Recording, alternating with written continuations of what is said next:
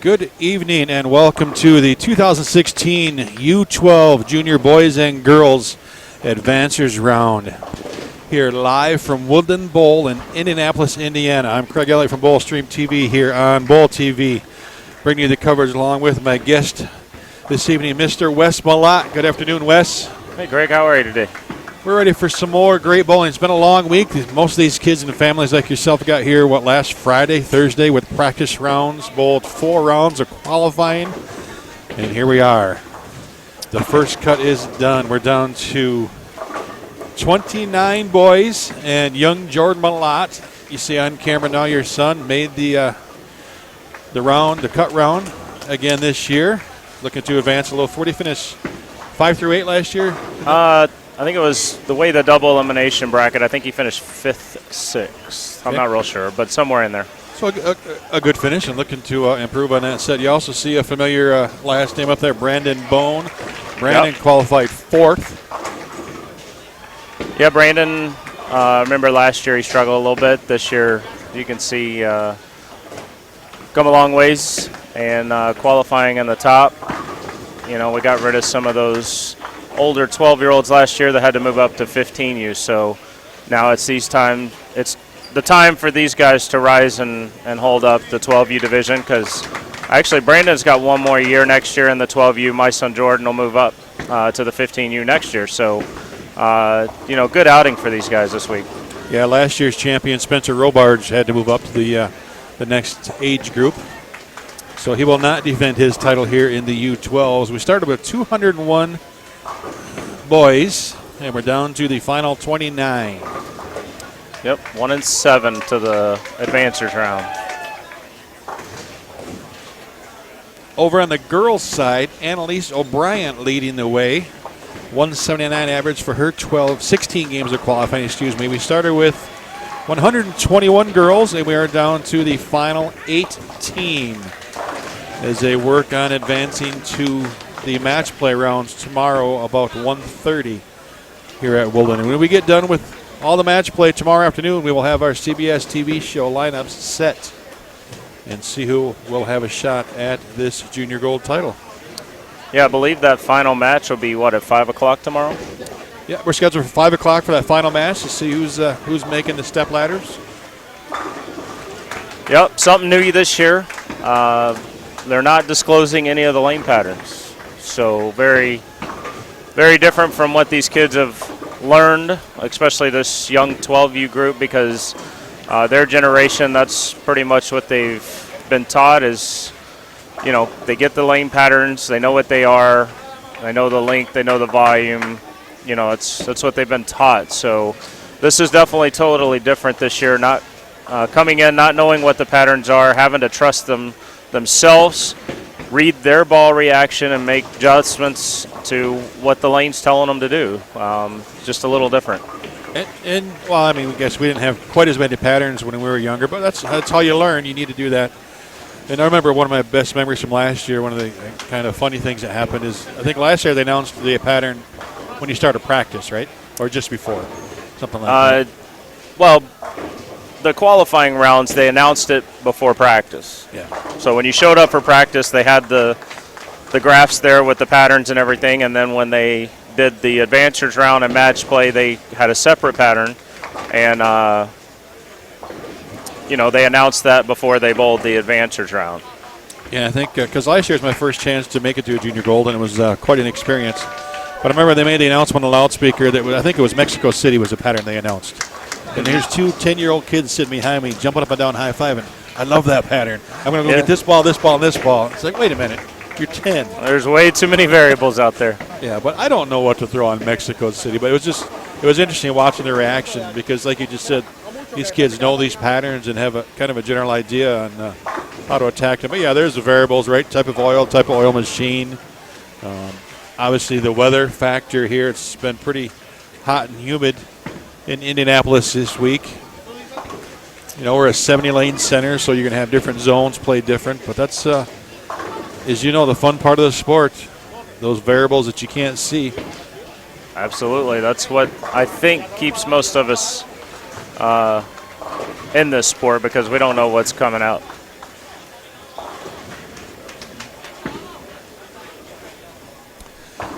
Wes, you might know this. We got a question in chat. The same patterns used for all age brackets in the advancers round.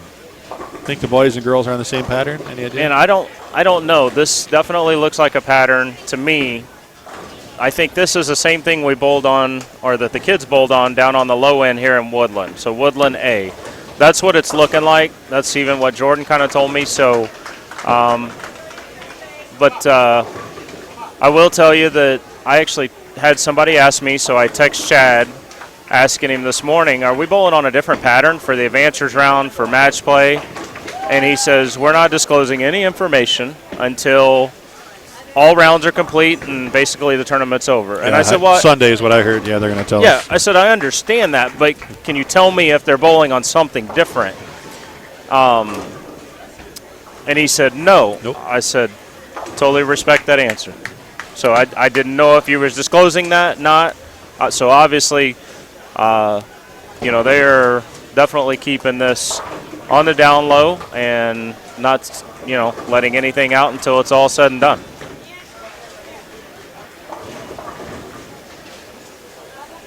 Yeah, cut scores for these different divisions. For the U12 on the girls' side, top 18, 154.13 average, a minus 734 for 16 games. So there's definitely some tough scoring out there. Yeah, I definitely think the scores were a pinch, especially the cut scores were a little lower this year than they were last year. I think on the boys' side it was somewhere around 172. I think high average was Spencer. He was 187, maybe 192. I don't remember. Yeah, and this year for the boys are minus 584, 163 average. Yeah, a little lower up for the cut. Alexander Horton, who I believe is on our pair right now, leading the field. Yep. With a 188 average for 16 games. That was with a tough block, his last block, 144 and a 154. Yeah, but on a couple of 190s. Yeah, we bowled on down here on the high end, which definitely seemed like the shortest pattern of all that the kids bowled on this week. And I mean, even Jordan shot 135, and he struck out in the 10th to get that game 3. So I mean, he saved 700 with shooting 2-1 the last game. So the scores are definitely low this morning on the Woodland B, and you know, I've been talking to Alex all week. The two of Jordan and Alex bowled on a youth open team together, starting out the week on Thursday, Friday. So we met Alex there, and he's been so graceful, such a young gentleman.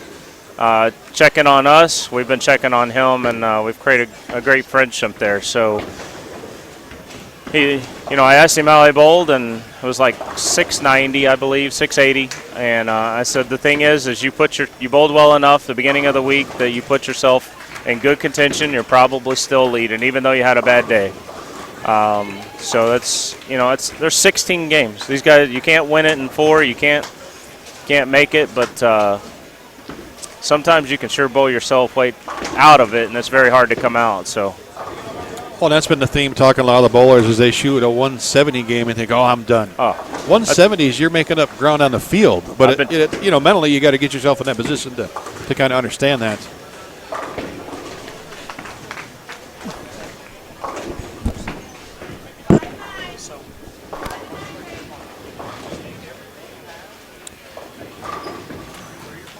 So we'll have all 4 games of the coverage here in the Advancers on live on Bowl TV. If you get a chance to share that out there on social media, let all your bowling fans, all of you out there watching in the chat, I'll try to answer questions if we can.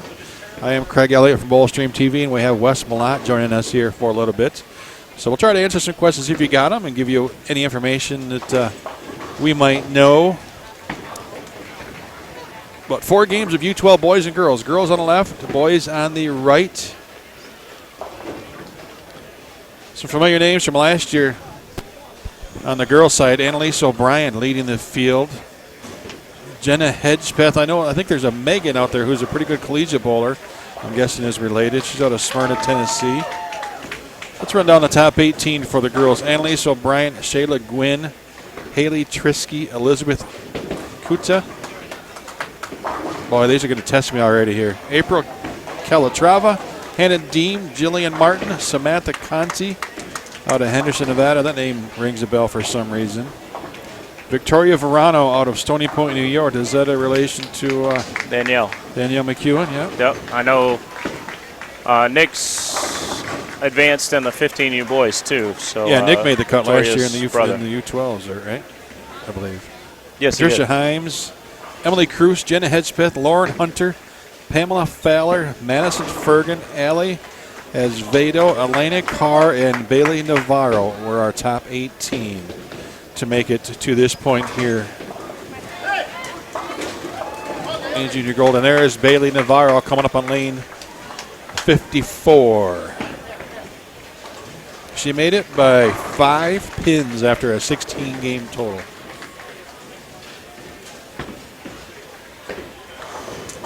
Yeah, back to you were mentioning you shoot 170 and you gain ground on the field. That's absolutely correct. And I think it's the one thing that's hardest to get in these kids' heads.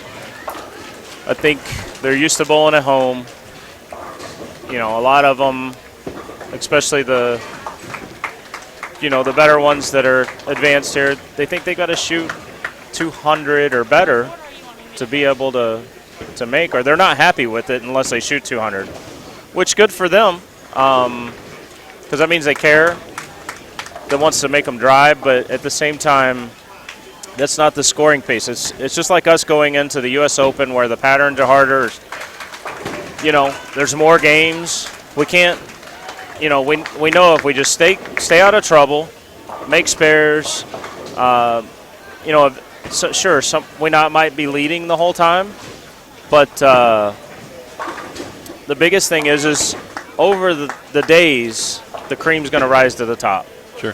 And, so someone told me one time, we were at the U.S. Open, and, you guys you're not going to win it in one block.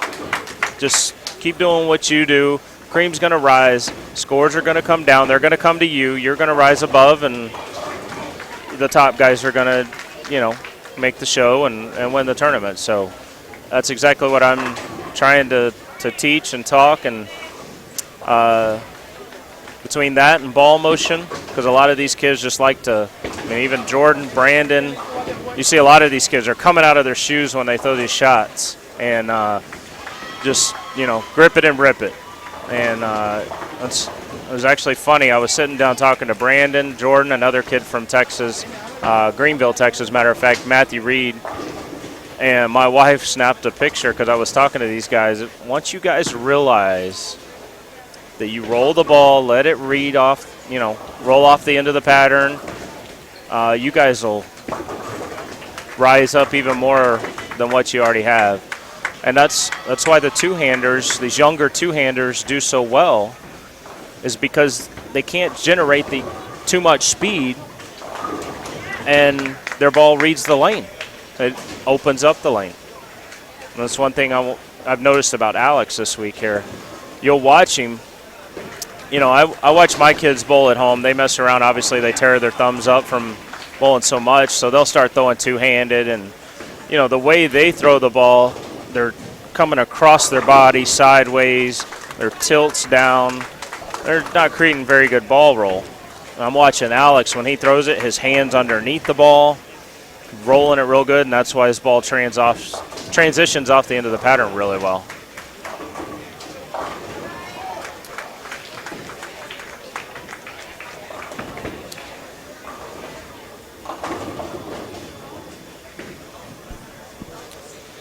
We do appreciate everybody tuning in at home, and we are trying to do some camera adjustments here. Looks like the one got bumped a little bit. We'll try to get the score so you can see it. And Matthias Hayner, no one knows what the oil pattern is. So we'll find out Sunday what they were. Just from my observation, I'm going to guess somewhere 37, 38 feet right now. As you saw earlier in the second frame, Jordan got 2 and then threw it in the gutter. So trying to kind of go away from it a little bit, didn't pick up. So now you see he's changed balls to something a little less aggressive, going much more direct up the lane. And that's just more of trying to stay out of trouble and control the pocket. Made some very good adjustments and now is getting back on track. See Alex strike out for 237. Nice slow roll, ball reading the lane well, mixer. Very nice.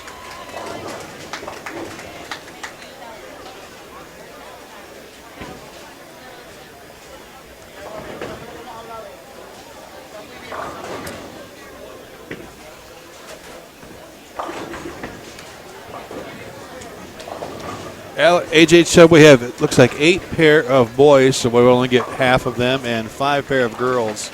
So we will miss 1 pair of the girls on the live stream pair. I don't have the pairings or who is where. You can keep an eye on bowl.com for scoring updates. I think they've been pretty good all week about getting up there fairly quick. Yeah, it'll go a lot quicker now. A lot less bowlers, so Jordan was hounding me. Oh, why don't they have them updated? Why don't they have? Well, 3,200 scores to post. That's just a few. It's a lot. Elena Carr on the left of our screen. She qualified 17th, averaging 154 on the week. Needs to clean up this spare and be in the 140s. You know, that's how technology has changed, right? Years ago, there was no internet even to get score updates, and now with live streaming, people want to see all the bowling on the computer and have all the scores right now, whereas it'd be 2-3 days later sometimes before we knew who won a tournament, right? Sure. Technology's changing, and it's an age of information.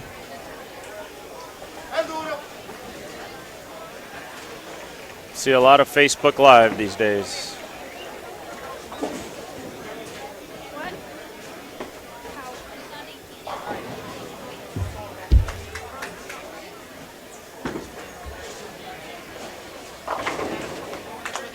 I think we got a question for you, Wes. Will you be at the World Youth Championships? I will not be there. I'm not sure where that is or when it is. I know my schedule's pretty crazy. Drive home from Indy, probably starting Saturday at some point. Probably take a couple days to get home. We'll break it up a little bit so kids aren't having to sit in the car for a extreme long amount of time.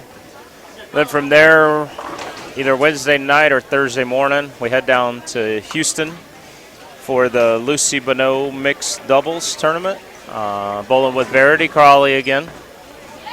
She's one of the women's Weber State champions this past year. So we bowled last year, had a lot of fun. She struggled but had a great attitude, so really looking forward to bowling with her again, and I know she is a great competitor and can strike. I'd really like to be a part of seeing her get her show going. Yeah, not a bad partner to have. Yeah, no, that was a good one to trip over.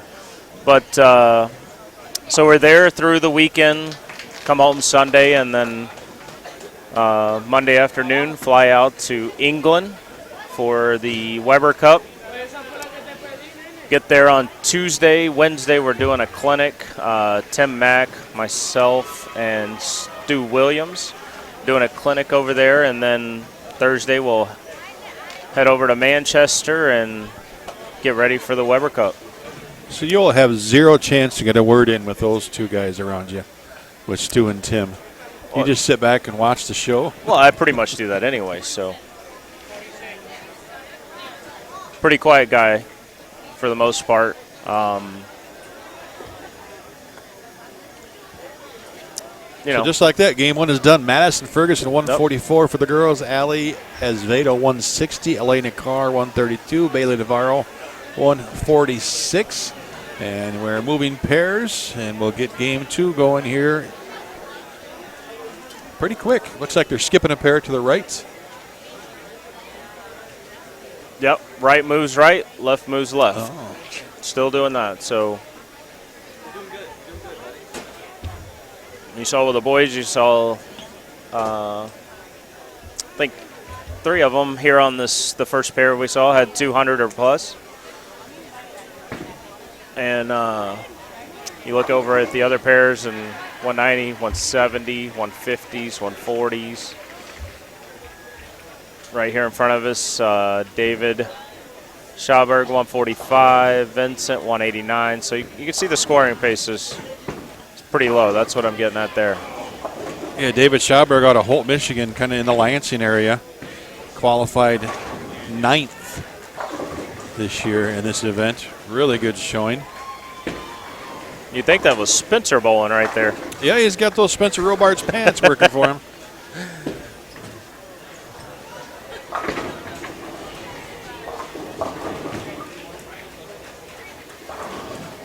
Hello, Miss Haggerty.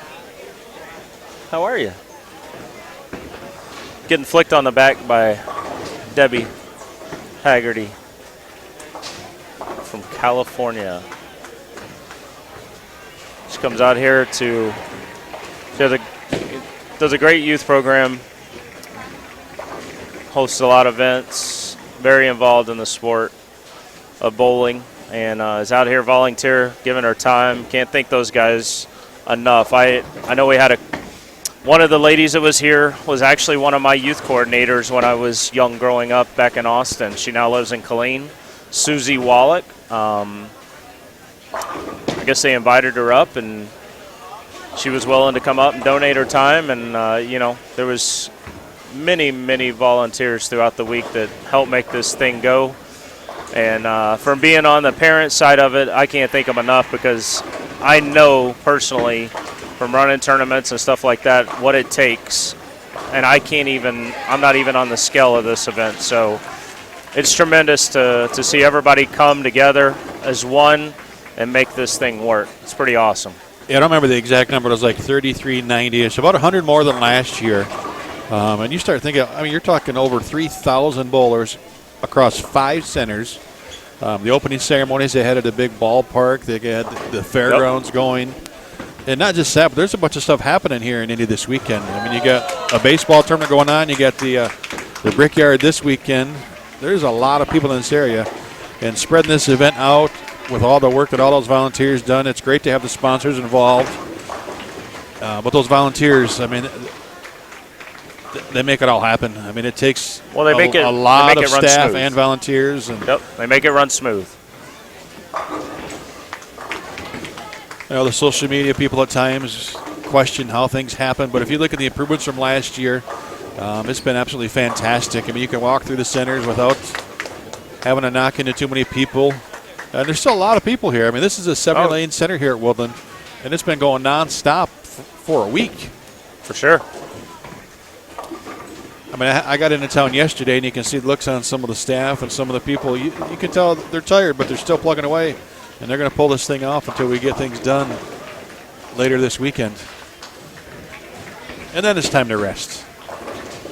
Well, for some. For some, yeah. Maybe not for you and I. No, I'll be on a plane tomorrow night off to another tournament. So we've got our leader up on lane 53, Annalise O'Brien, 154, game number 1. Along with Shayla Gwynn, Pamela Fowler, Lauren Hunter. Pedro Irizarry, I remember that name from last year as well.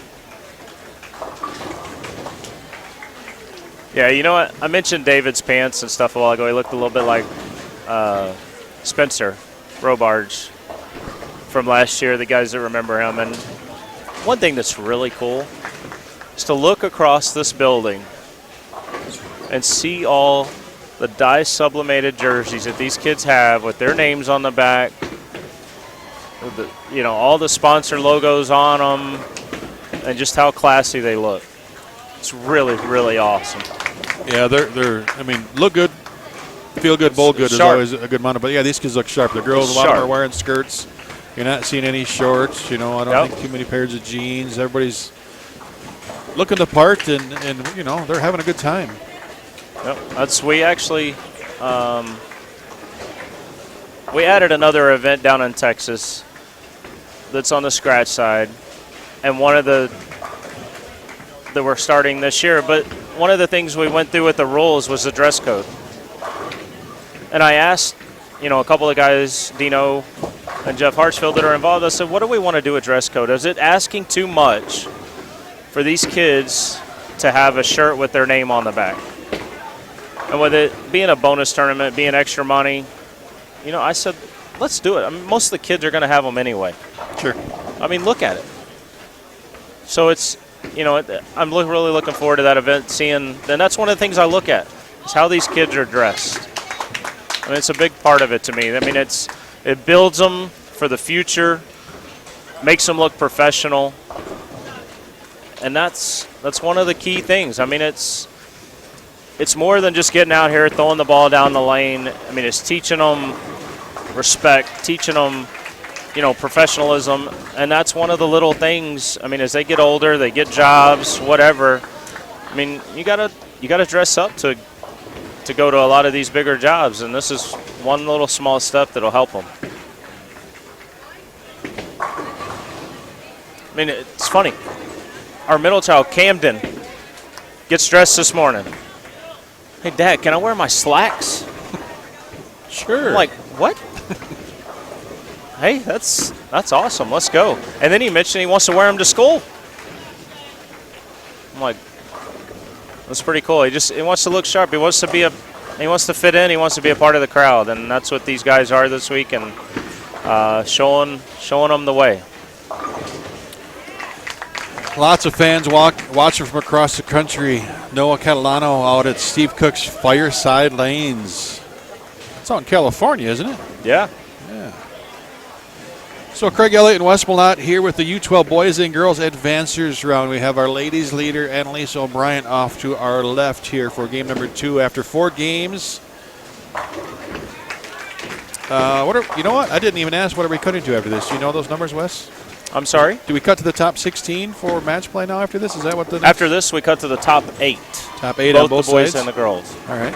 Then they go to a double elimination bracket.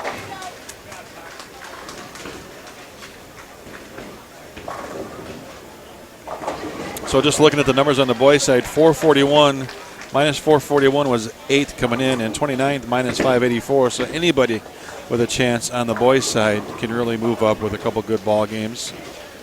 On the girls, coming in minus 560, a little bigger gap down to that 18th spot. 170 pins separating 18th and 8th coming in. But as we've seen all week, you just never know. I mean, a 190 game, you can make up a ton of ground on the field. Yes. And I remember years ago, kind of on your comment to looking the part and dressing properly. I mean, kids and even adults may not think it makes a difference, but I can tell you, when I moved to Houston in 1990, that was 1989. I moved there, I'm from Michigan, don't know a whole lot about the South. I had longer hair and looked for a job for 3 months. Nothing. I had pretty good experience, a lot of different things. I go out one morning, cut my hair, I had a job 2 hours later. No kidding. Just like that. I believe it. But it's first impression, right? First impression on whoever you're talking to, whether it's here in the bowling center with these kids with their jerseys, or going looking for a job, or, applying at a college, talking to counselors. That first impression is huge. Absolutely. I mean, even in the pro shop business at home, I mean, I dress comfortable to some extent, but I still wear, like golf shorts. Never wear flip-flops or anything like that. Don't wear athletic shorts, no T-shirts. It's collar shirt, shop logo, Rotogrip logo, and golf shorts. I mean, it's still, it's pretty relaxed, pretty calm, but still a good impression, not going to look sloppy, and it's part of the business.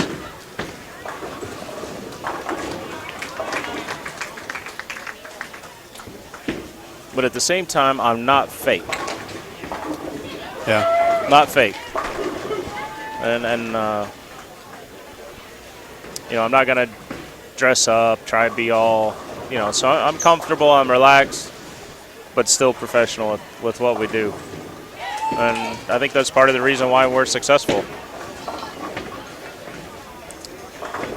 We got Stephen Spiking watching from London, England. Welcome to Bowl TV. maybe we'll see him in a couple weeks. Who was that again? Steven Spiking over in London. Gotcha. Yeah, go out to the Weber Cup, Steve, and say hi to Wes. So I think just looking at the field now, the kids are relaxing a little bit. We're seeing a few more strikes, a couple of doubles on the board. Get those first game jitters here in the advancers round out of the way and watch the movement. That's part of it. I think some of it, the lanes are starting to break down, open up a little bit too. Oil's starting to blend out and create a little bit better line to the pocket.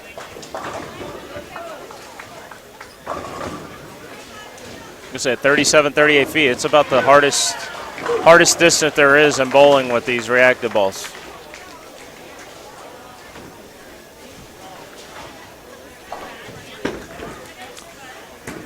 We touched on our sponsors and the work USBC and all the, the volunteers and all the USBC staff they do, but let's not forget about our sponsors too to help this event happen. A company obviously you're very familiar with, Storm, title sponsor of this event with Rotor Grip and Master. How long have you been with the Utah company, Wes? I joined Rotor Grip in 2008. So it's 8 years or so now. It seems over half of my career. The crazy thing is, it seems like it's only been a couple years. That's how easygoing and great that company is.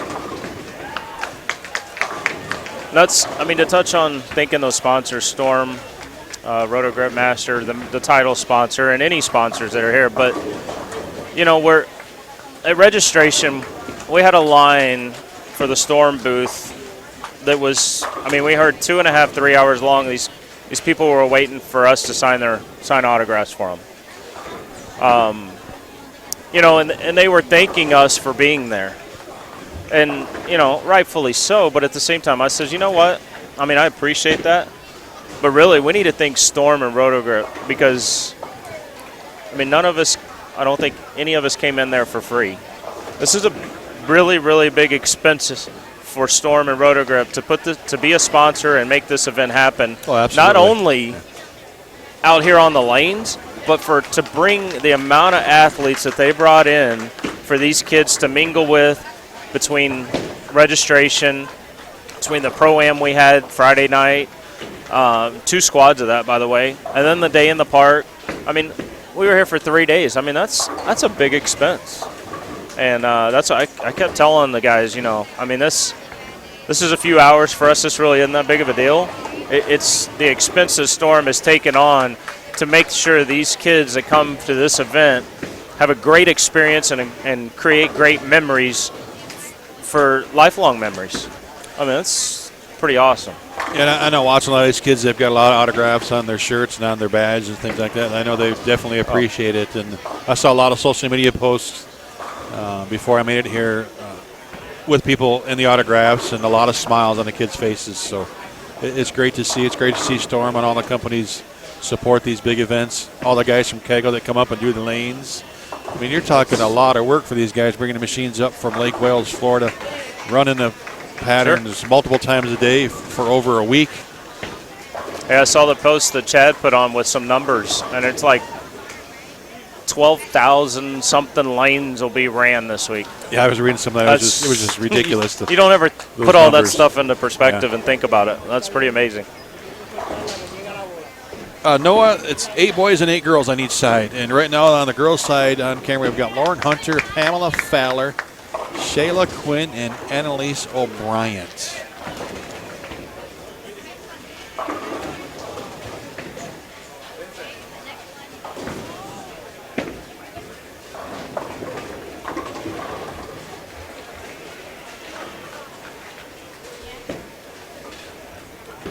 Let's take a little info on Annalise. She's out of Ball Ground, Georgia, our leader in the U12s, coming in here to this advancers round. Out of Cherokee Lanes, high series of 733 and a high game of 289. High average 199. Sometimes it's hard to remember that these kids are under 12. Yep. You watch how they throw the ball, and as we've touched on, they're looking professional, they're acting professional. But then we got to remind ourselves that they're under 12, and meaning that some kids 8, 9, or 10 even. It's from being in my seat the first couple of days. I was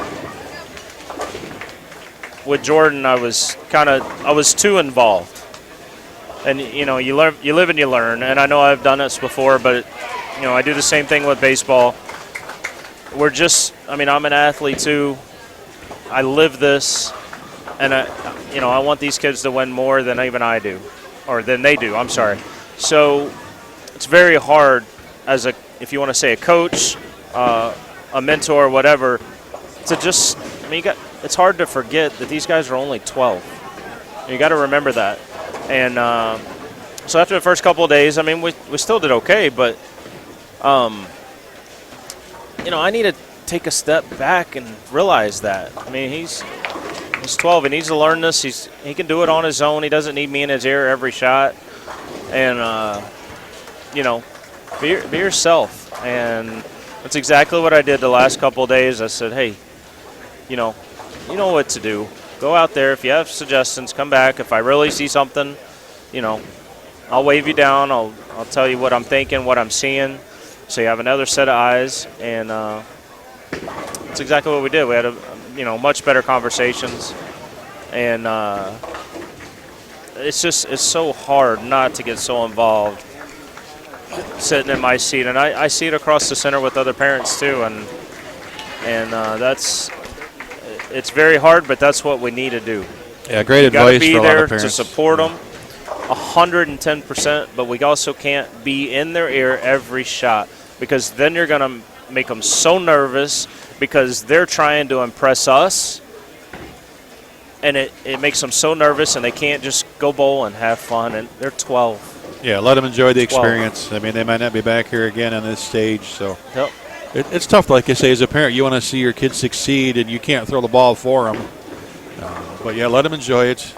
I got to put myself in his shoes. I do this for a living. I can't. There's a lot of times I struggle. I know what I want to see. I know what I want to do, and I just can't get my body to do it.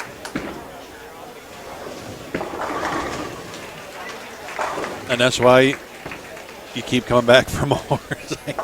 That's definitely frustrating. I can imagine, as an athlete at that level, to know what you need to do, have the tools to do it, then just can't put one foot in front of the other.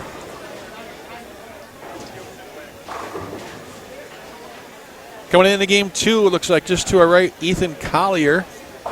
He's in the two teens up on his fill ball.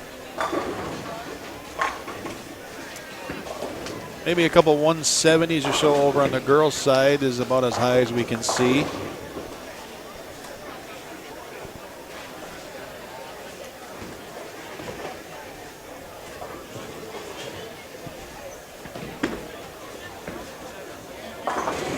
So scores are tough to come by. A big premium on spare shooting here at the 2016 Junior Gold event. I looked over, watch Annalise throw a shot right there. Real smooth. Lets the ball fall down on the swing. Roll it off the fingertips. Let the ball read the line. Really nice shot.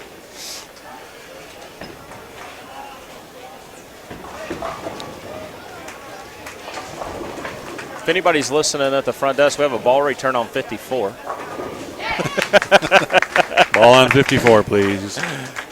These guys are on it. Again, volunteers coming across and being behind these guys. They all have walkie-talkies talking to the mechanics, the front desk, whatever needs to happen.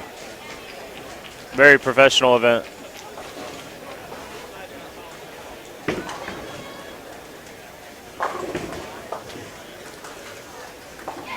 A lot of broadcasts coming up here from the Indianapolis area over the next couple days. We're actually going to have at different times 3 streams going and the different age groups from the different centers. We'll be here with U20 Boys and U15 Girls, I think, tomorrow morning. Advances round, and then we'll kick off the match play for the U12 divisions. And then we've got a Storm crew and the USBC main crew with Aaron Smith across town at the other centers bringing you broadcasts. So you have 3 different groups to watch throughout these next couple days. Kind of unprecedented live stream action here on Bowl TV. Yeah, I know tomorrow I've been asked to go down to Western. I think Timmy and Blair are going to handle the 7 to 9, and then I'll come in about 9, go to about 11. We'll finish up that round, and then from there we'll come back over probably here. run by the house, grab the family, and grab some lunch, and then head here and get ready for match play. Some really nice games over here. Ethan Collier with 225. Jordan Woods, 205. I think both of them are about 380, about 20 under for their 2 games.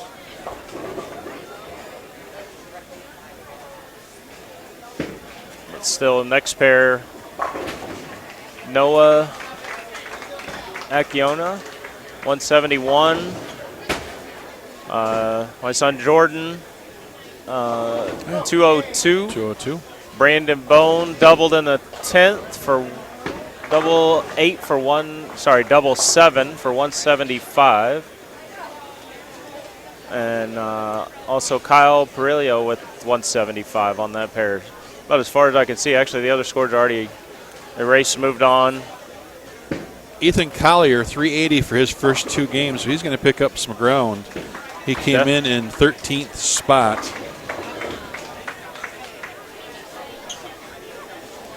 Ethan out of Greer, South Carolina. High game 290, high series 690. Favorite bowler, Jason Belmonte. That's a big shocker.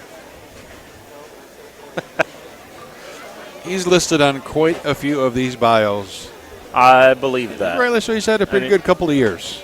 Jason has done an outstanding job on the lanes, off the lanes. I mean, he came in, this was his first junior gold event to see what this is all about.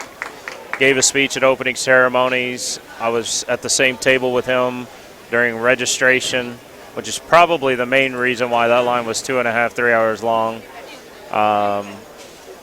You know, we could sit there and we could just, you know, somebody comes up, we could sign their piece of paper and tell them to go on.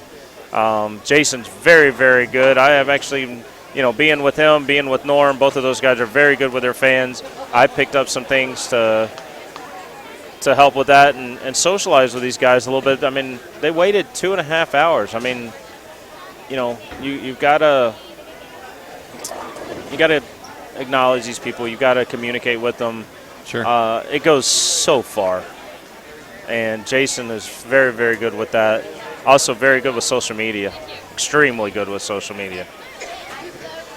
So he's a lot of good things there. We've got a little break here before we start game 3. Let's jump back to a little bit Belmo Chad. He's been around now here in the States for a few years. How do you, being a PBA tour guy, you know, multiple titles, but how do you see how he's affected the sport here in the States and even across the globe? Well, he's kind of like a Tiger Woods of golf to some extent. I mean, you look around. I know we've already seen a couple of Jason Belmonte replica jerseys. And, you know, you see, especially in this 12U group, you see a lot of two-handed bowlers this week. I don't think a bunch of them might have made the adventures around here, but going across and being with them every day, you look at the pairs, and, you know, you had probably anywhere from 5 to 7 kids on a pair, and I would say on average there were at least 2 of them that were throwing it with 2 hands. Have you tried it? Not really. I tried it once a couple weeks ago. Once. Did you fall down and break your back? Yeah, that was enough. I wasn't going to try it again. It's definitely unique to see how they do it. And, I mean, I'll say it again. Those guys, I've told people from day one, if they ever figure it out, we're in trouble. And Jason has figured it out, you know, and he's dominating. Well, and even a kid you're familiar with down your part, Simonson. Oh, my gosh. Boy, has he figured it out? Yeah, I mean, it really has anybody had a good year as he's had across multiple formats and events over the last year. A couple of regional titles, a USBC Eagle, a major, a regular PBA title, and then doubles. I mean, he's not just winning like on one pattern or one type of thing. He's just been winning. Very, very talented young man. You know, I mean, it's and again, he's what, 19? Did he turn 20 yet? Just turned 19. Yeah, it's ridiculous. Yep, it would have been if they would have counted the doubles event. If they would have bowled the finals when they had the doubles event. Right, it was a tape delay. He would have been the youngest. Yeah. And then they held it off and didn't do the doubles until later because of the way the TV and everything worked out. So he's impressive. I mean, young Hannah Deem out of Seminole, Florida, has a 300 to her credit, coming up on lane 53. 300, awesome. Yeah, high series, 730. And another Jason Belmonte favorite bowler. That's pretty solid form for Hannah, and there's a nice strike. Perfect. And we've seen a lot of these team masters jerseys. That was just, what, a week and a half or so ago. So some of these kids have been on the road for a couple of weeks. Team masters, it was down in Florida. Now they're up here for junior gold. Yeah, there's a youth open coming up in another week or so. So it's a big commitment for some of these kids and their parents to be able to. It's expensive. Come and do this stuff.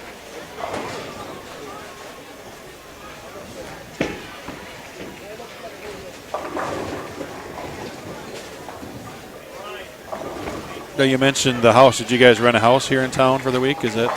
We did. It's a little bit more expensive, obviously, but with 5 of us, you know, just to be crammed up in a hotel room. Oh yeah, that'd be virtually impossible.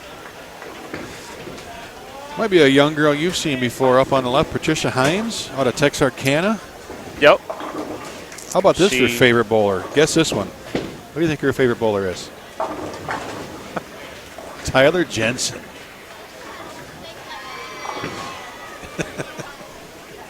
All right, Tyler, you got one. Poor girl. Poor girl. Love me some Tyler. He's with the Storm rep down in that part of the country. Right? They're like the regional sales guy. Is that his official title now? Yeah. He just texted me yesterday. So little stress visiting your shops when you're away. Yeah. Hopefully you don't have the open checkbook and you just dropped off 8 cases of bowling balls while you were gone. That's what I don't understand. I'm the one that spends the money. Yeah. He should love me. He should. But he always visits when I'm gone. He knows when I'm gone.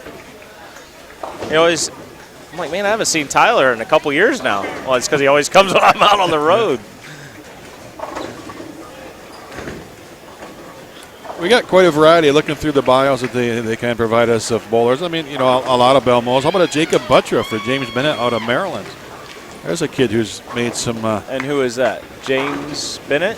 James Bennett, yeah. Interesting. He's on Maryland and Jacob's out of the Arizona area. So a lefty who really started a run last year at the New Mexico Open, winning that title last August, and picked up his first national title recently, a couple of regionals. No, very unique style. We got some Belmo fans: Dan McClellan, Deandra Asbeatty, Pete Weber, Kelly Kulik. No surprises there. Liz Johnson, Scott Norton. There's some West Millat fans out there as well going through this list. Chris Barnes got a couple of votes. Her dad liked that one. Yeah, a few people listed their dad as their favorite bowler, so that's great. So who did you look up to? I mean, you know, look at your style. You're taller, you're bigger, you're a lot stronger than guys that came on your area. Who did you look up to or kind of patting your game after when you were younger, Wes? When I picked up the sport, really understood it, got into it, started following bowling on the professional level. One of the biggest ones that really comes to mind is Parker Bone. You know, very, very solid game. Fundamentals are perfect. Very solid at the line, very smooth. And that's, you know, I'm a perfectionist. So, you know, want to be smooth, don't want to hear the ball hit the lane when I rolled it. And that's just little things that I remember working on when I was a kid is I want to be as smooth as possible. And but he was definitely one of the ones that I remember. Now, I mean, there's so many now that I know all these guys. I mean, Norm, Pete, Parker still very smooth. Yeah, I think Parker just made he might have had top seed at the Scorpion up at the World Championships in Welch, Minnesota. With a game to go, he took the lead from Pete Weber. I was going to say, I saw something about Pete was leading. He was. The game 4, Parker went around him, so I'm guessing they went head-to-head in the final game there. I didn't see the scores as we went live here. But yeah, Parker's a great one to model a game after. I mean, 53 or 4 now, still solid line. I remember a match a few weeks back up in Brentwood. He had John Burkett in a one-frame roll-off to make the TV show. And Burkett left a solid 8 or solid 9. Yeah, like a shaker 9. It wasn't a bad shot. It just kind of wobbled. It's like, it's not going to fall. And right then you look at Parker. It's like, yeah, this is over. And he just got up. I mean, he took 2 seconds on the approach and just flat piered it. Just a great shot, and he's still got some amazing skill at that age, and all those guys do. And getting to do some PBA 50 events has been an absolute blast to see guys I looked up to growing up in bowling, and they may be in their 50s, but they can still play the game. How about Noah right here on 55? Yeah, Chad Pohas, the Hawaii Bowlers Tour, they brought quite a few bowlers over here to Junior Gold. He runs a bunch of events over there, the HBT. I follow him on social media, and I got a chance to meet Chad yesterday, and it's good to see people coming from obviously all over the country, but it's no cheap trip to come from Hawaii to get here. I mean, just airfare alone is going to eat into that budget. I think we had 3 or 4 kids from Alaska. I mean, at opening ceremonies, they had each state come out by themselves. So there could have been more that might not have been there at opening ceremonies, but there were 3 or 4 that walked out. Yeah, Kendrick Siders out of Eagle River. I think that might be the home of Ron Moore, Eagle River, and Jalacia Taboy out of Kodiak, Alaska. A bunch of California. Let's see how many Hawaii bowlers we ended up making the trip. A lot from Georgia. In the U12s, we've got 4 Hawaii bowlers that made the trip.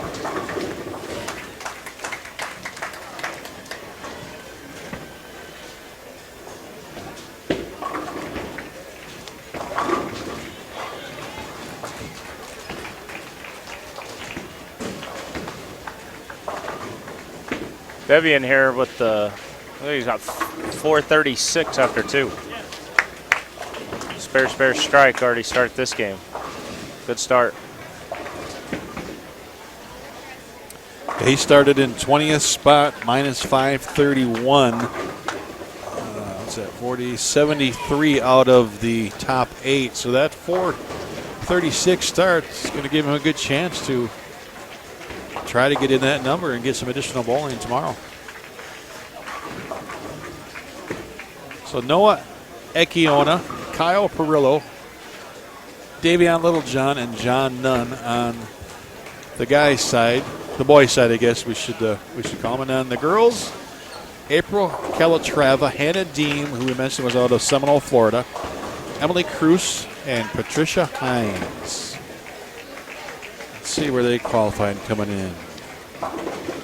Hannah Deem started in 6th. She shot 316 her first 2. Trish came in at 10th, so. So April with 395. She started. Where is she at? In the 5th spot. So she'll move up and try to solidify that position. Unfortunately, a split and an open in the 6th. Still on a 150 pace. You sneak a double in there, maybe scrounge out a pretty good ball game. Yeah, she was in by 55. And with 395, you got to think that's going to give her another 50 pin advantage, roughly, probably. Maybe a little more. so she can find a way to get out of this game without a ton of damage. She'll probably be in really good position.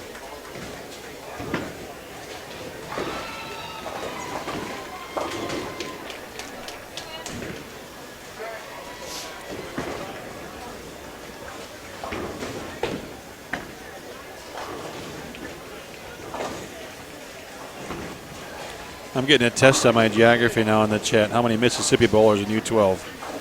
MS is Mississippi, right? Is that the abbreviation? I believe. So we've got David Brock out of Moss Point, Mississippi in the U12s.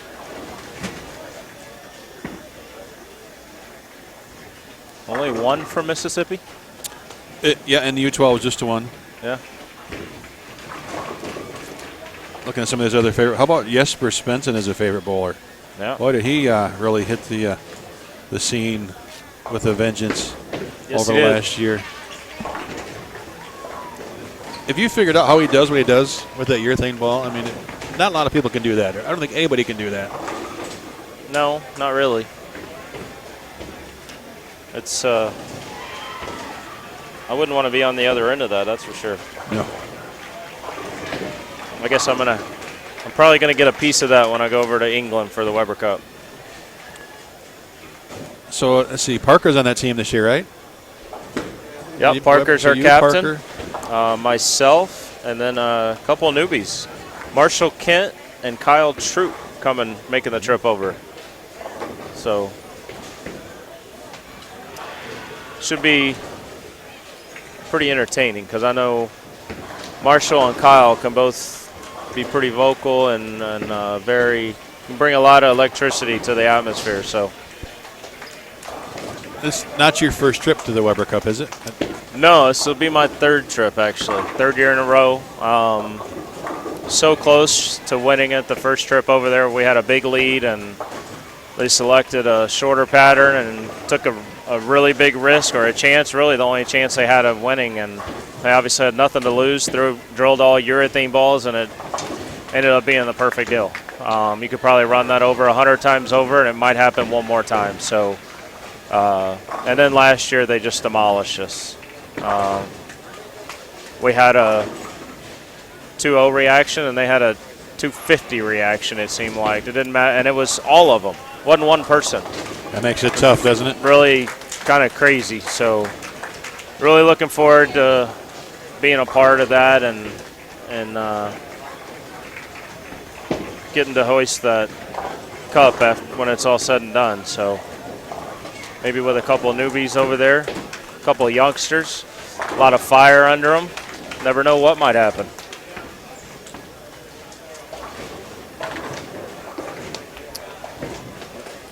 We got John Nunn started this game 3, with a couple opens and peels off a little 4-bagger. Kyle Perillo coming up on the right of your screen.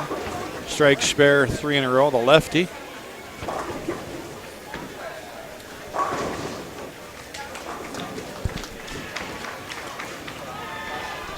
On that shot from Kyle West, how is it, I mean, working even with Jordan and some of these other kids, how do you explain to them, yes, you didn't strike, but that's a good miss, right? It's a makeable spare. It's not a washed out. It's not a 310 or a 2.7 for a lefty. So be happy with that shot. It could have been something totally worse.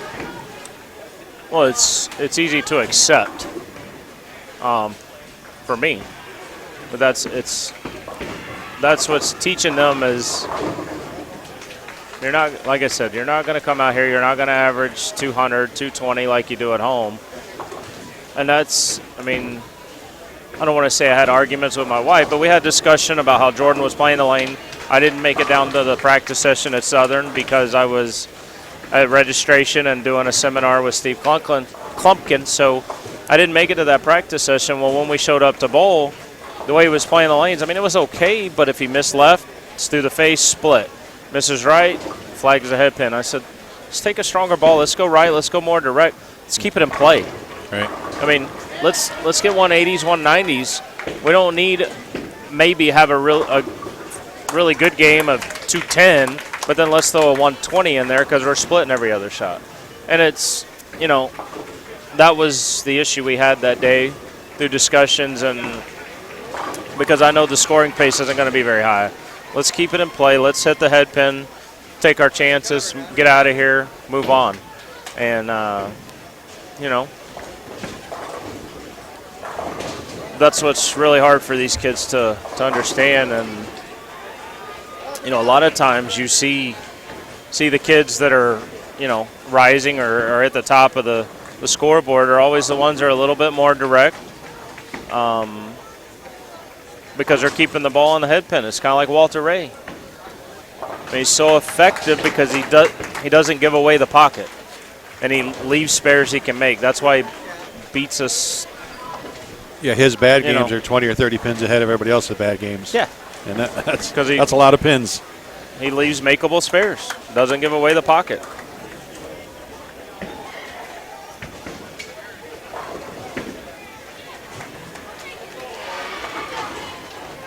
So John Nunn now looking for 6 in a row after a pair of opens to start game number 3. It's a 4-game block. The top 8 from each side will advance to double elimination. We had 29 boys qualify for this advancers round and 18 girls. And I do believe everybody that made it this far, and even a few others in the standings, will get some Smart Account scholarship money. I don't have that exact payouts, but they're getting a little something for their work here. Obviously, the higher you finish, the more that's out there. But yeah, I believe last year the champion of the boys 12U division got $2,000 in Smart scholarship. I want to say second was $1,500. I want to say Jordan for 5th got like $1,000. So it's nice. Paid down really well. I do know there's over $300,000 in scholarships being awarded this week here in Indianapolis. I think the U20 boys was 10,000, so big number. Yeah, and all based on entries, right? I mean, obviously, they had what 1,200, 1,300 kids in that. Some crazy number in that division. It's more than that for the boys. I know there were some big numbers. I saw some of them. Well, we're here with the U12s.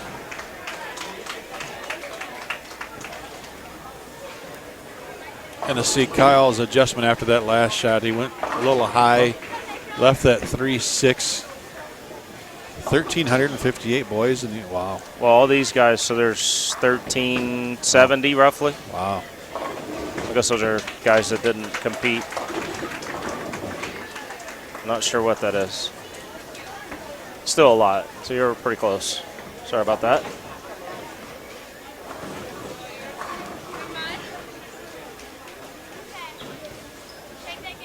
So 147 for April Calatrava, 542.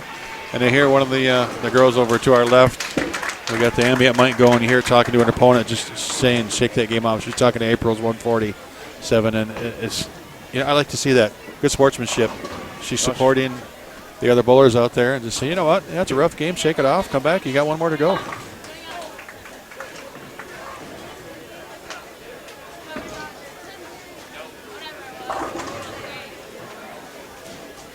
Patricia Himes is going to be in the 180s with the fill ball here, come up in the 10th. Hannah Deem can convert this 6-pin. Can go 181. John Nunn taking a little second thought here. He's been watching us.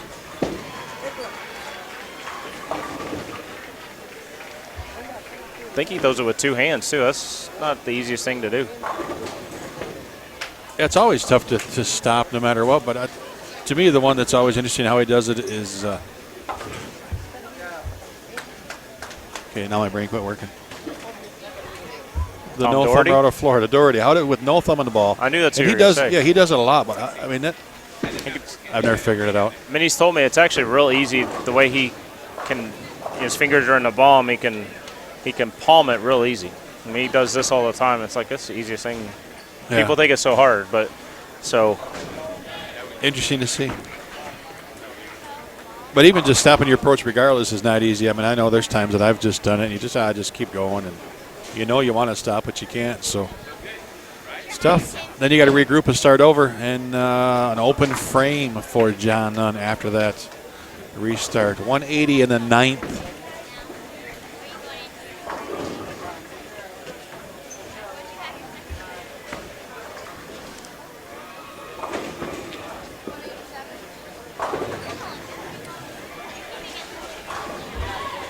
So nice 187 finish for Patricia Himes. Hannah Deem shoots 498 for her first three. And remember, with the girls coming in, the scoring was low, 154 average to make the top 18. Right in the middle of the pack, that 165. So you're talking 490 is the average for the top 8. So shooting 496, you're not going to lose any ground for Hannah. She was right around that cut number coming in, qualifying 6th. I'm guessing she's thinking she probably needs a good game here just to solidify that, because we don't have the live scoring updates, obviously.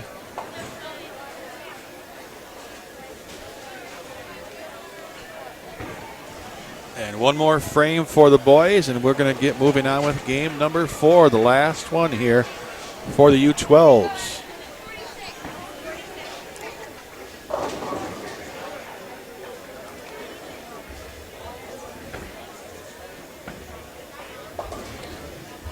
Got another question out there where we got a little second to chat or continue chatting, and not necessarily about the bowling.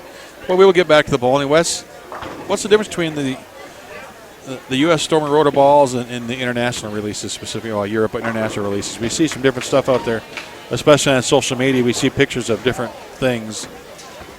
Is there a big difference, or are they just kind of different colors, different name? One of the biggest things that with the international releases, especially over in Asia, they release a lot more higher-end HP4 balls on the Rotogrip line, and they tend to put out a little bit more volume, longer patterns there, so they can get away with stronger equipment. So there's a little bit more variety, I think, here in the States, but you have a lot more different lane patterns too. I mean, they get some of the medium to lower end balls too. They just don't sell that many. I mean, it's just a whole different market over there. Sure. So, you gotta go with what your market wants. I know before they came out with the theories here in the States, they had a core that was very similar to the theory. Same concept, just different, a little bit different shapes. Theory was more rounded off to where I think it was called the cam core that they released over there. That was a little bit more blocked off on the edges and whatnot, and I really like that core. And I've drilled it in 2 or 3 different balls while we've been over there, and all of them have seemed to roll really, really well for me. So, every now and then we'll get that to where they'll, have a core or cover that's released over there that might not make it to the States. I believe the snap lock is the first time we've had the, I'm supposed to know all this. My mind's not on it right now, but. We put you on the spot. R3X, I believe, is what they put on the snap lock, and that's something that they've released overseas, but that's the first time it's been released here in the States. So,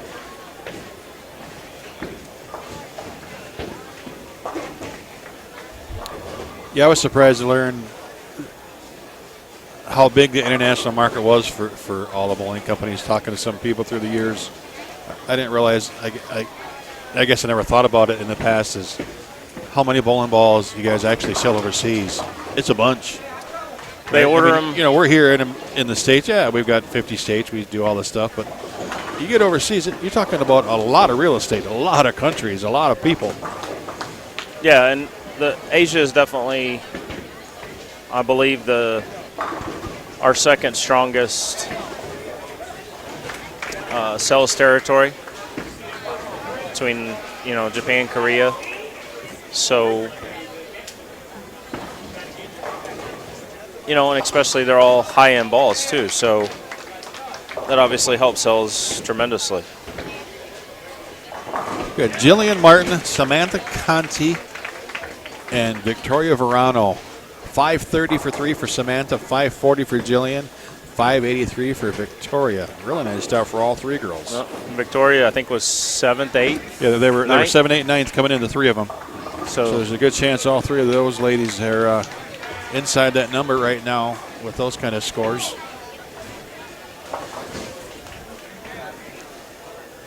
Davion Littlejohn, as we were talking a minute ago, he went through the 1-3 on a 1-2, 3-8-10 washout. Put the ball right through the same hole.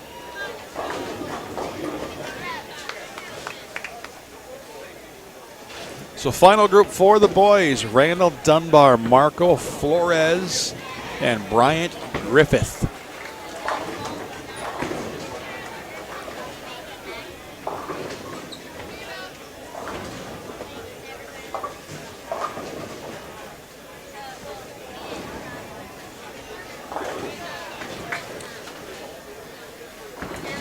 Victoria just looks so cool and calm. Yeah. And yeah, that's like she's done this before. From, experience being around Danielle and Marshall even probably for as much as they are.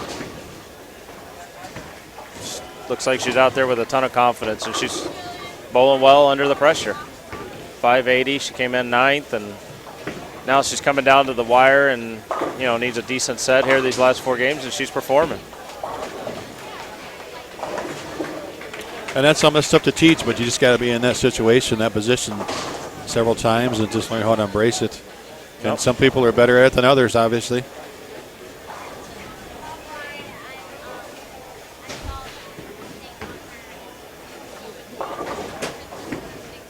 Really high backswing here for Marco. Does a pretty good job of controlling it, though, I think. Real easy for a swing to get that high, and you want to pull down on it to get back into time, but he lets it fall down pretty nice. Another two-hander here with Randall Dunbar. Nice shot there. Looks like the lanes are starting to open up a little bit more. Start to swing it a little bit. Randall out of Milford, Massachusetts, and then another shocker, Jason Belmonte, his favorite bowler, with that two-handed style. High game at 289 for Randall.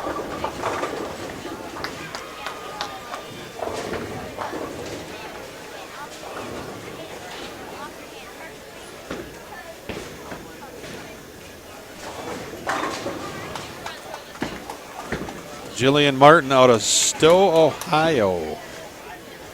180 average. High game of 233, so it's pretty consistent. She's carrying that 180 average with a 233 as a high game.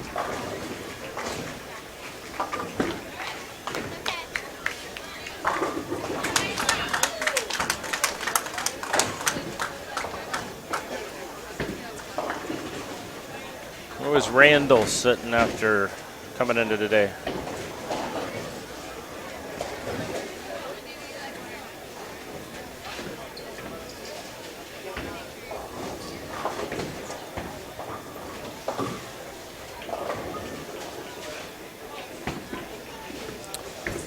Well, yeah. 487. So just 30 off the number.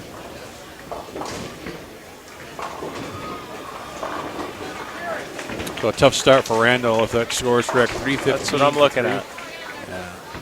Yeah. I noticed they came over last game on the left side, and it was like 170, and I'm like, that has to be only one game. So I don't know if the scores aren't moving around everywhere with everybody right now. Yeah, I guess we're assuming that those are correct. 315 looks like a 2-game total, not a 3-game total. I would hope so. So.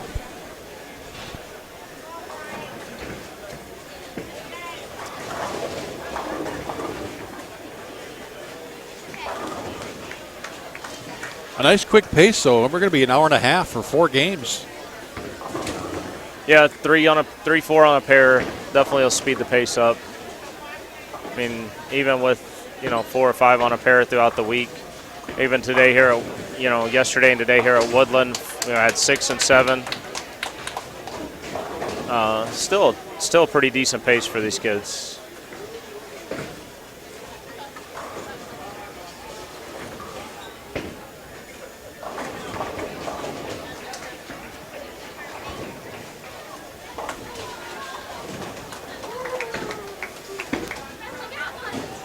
Yeah, there's no way 315 is correct. And I say that just watching him throw the ball. Yeah. That's got to be at least a 2-game total. I know we've got his parents off to our rep. I'm not sure who's who before we can maybe ask him what he's doing. But yeah, he throws it pretty solid. Oh, and we jinxed him.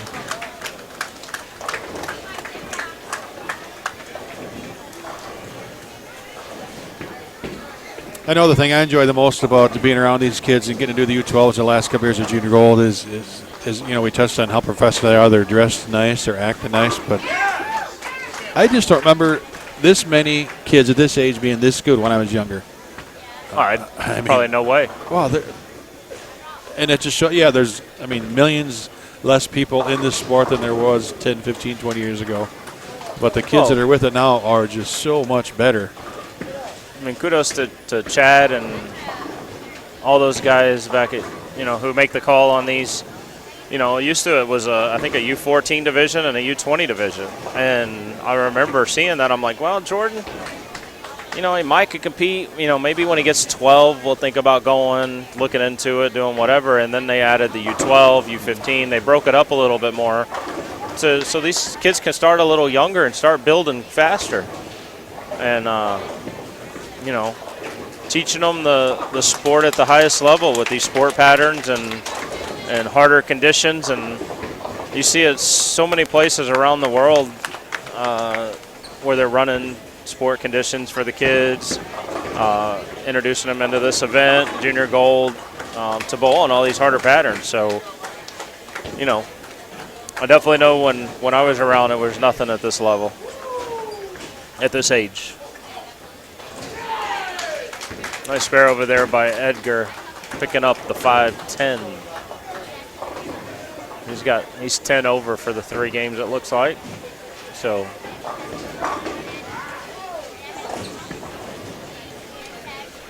down to the last 3 frames for the girls, 6 frames here for the boys.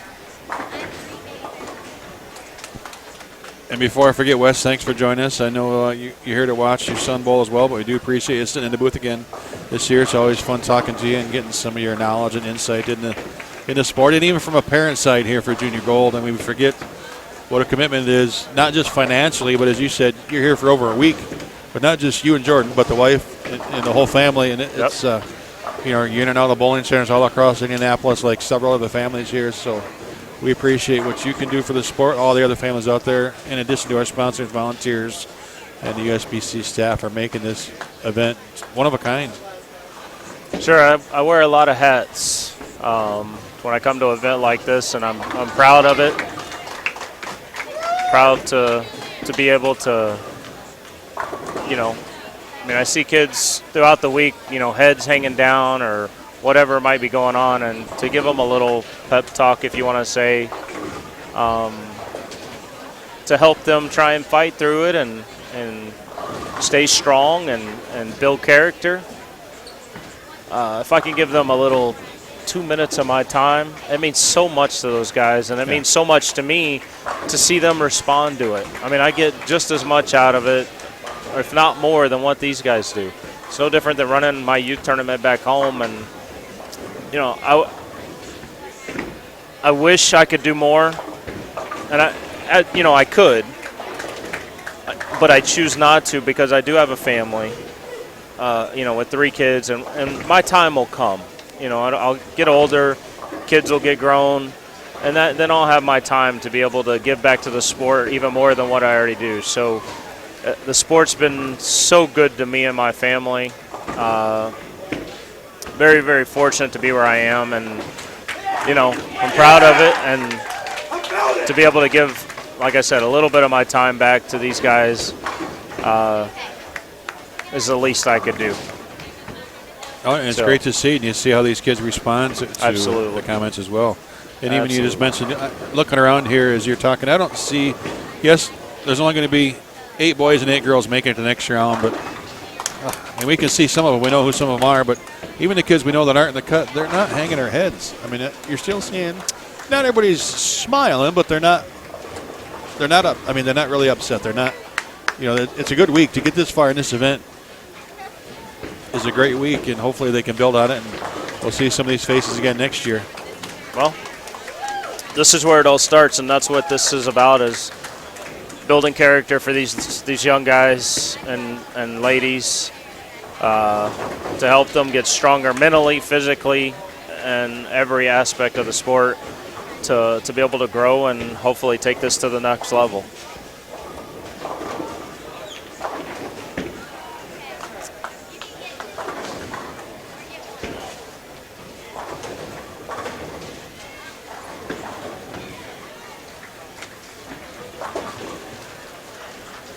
Calling for Brooklyn over here, Jillian. Leaving a Brooklyn 9 pin. Victoria, well, thought that was online for Give It a Run. It was, just missed it left. 157. Finished with 740, so 60 under. Probably still puts her in a pretty good spot. I know she was 9th, so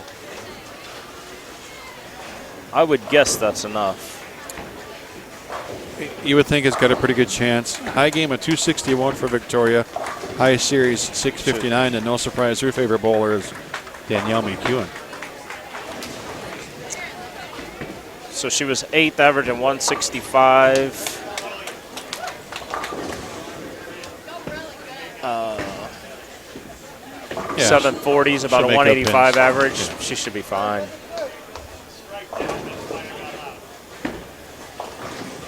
It's gonna hold on. Yep. Samantha Conti, probably the one of these group of ladies here who's going to need a little bit of help. She's 530, if that's correct, for 3. A spare here because she can shoot 146. So a 670.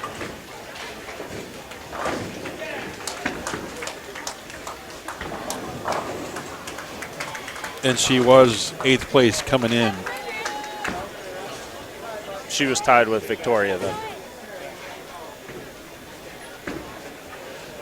Yeah.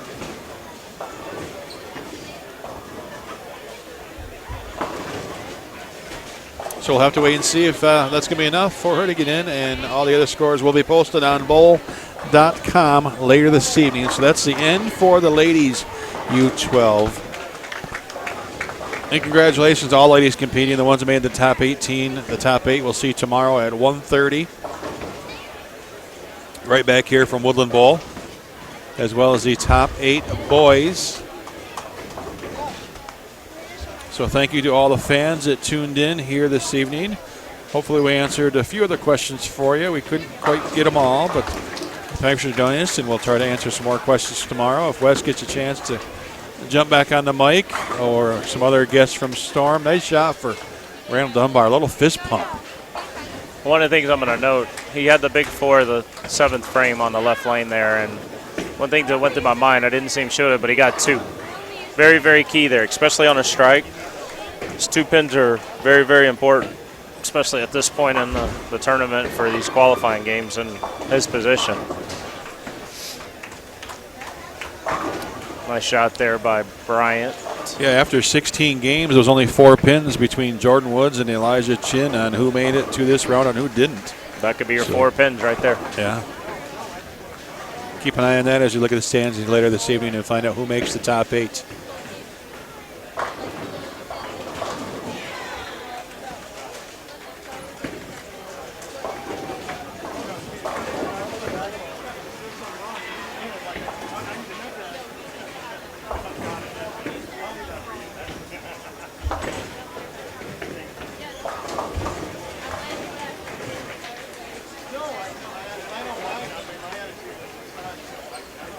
You know, I think before all these kids go home tomorrow, I want to sneak a couple autographs. You never know which one of these bowlers are going to be out on the tour, and another. Well, it's going to be a dozen years from now, but he wants it.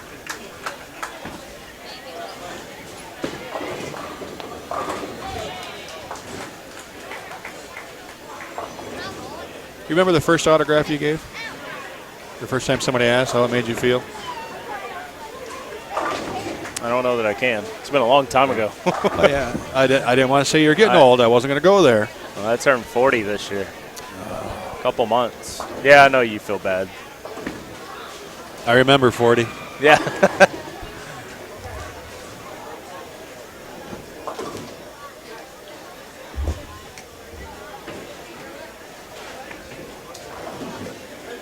Oh, make that spare. Tough spot for that in the 10th.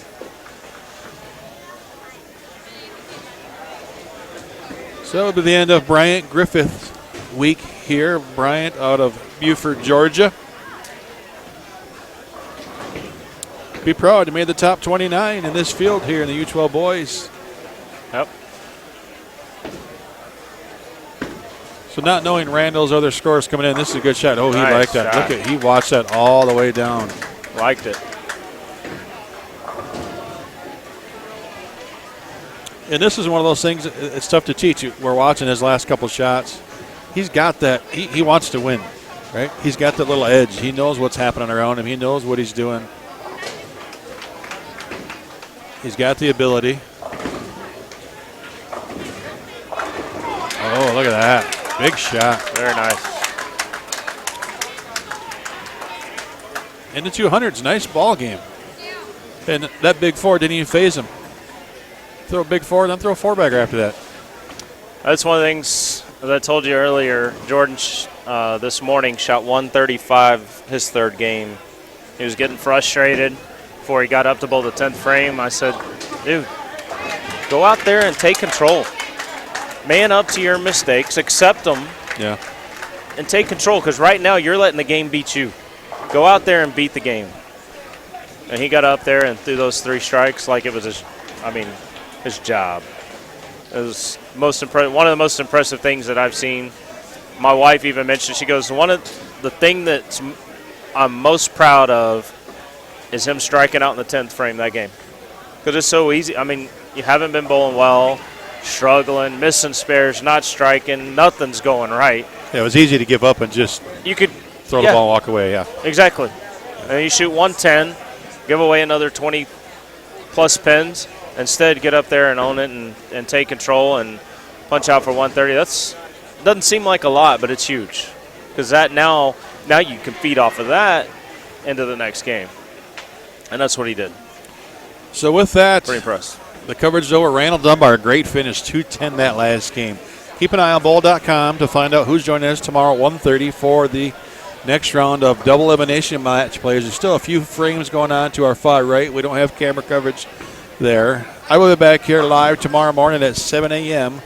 with U20 Boys and U15 Girls, I believe, advances round here live on Bowl TV. And Wes Milnott, you'll be back tomorrow afternoon with Jordan and to see if he can have a better finish than last year. So thanks to the fans, all our sponsors, everybody involved here in Junior Gold here at Woodland Bowl, and, of course, the staff at Woodland for putting in countless hours. Throughout the town, all the centers and proprietors that help put this on. It's huge. And good luck at the Lucy, Wes, in a couple of weeks. Enjoy Absolutely. your trip overseas. And we're going to call it an evening. Thanks for tuning in here live on Bowl TV. Craig Elliott signing off. All right, guys. See you tomorrow.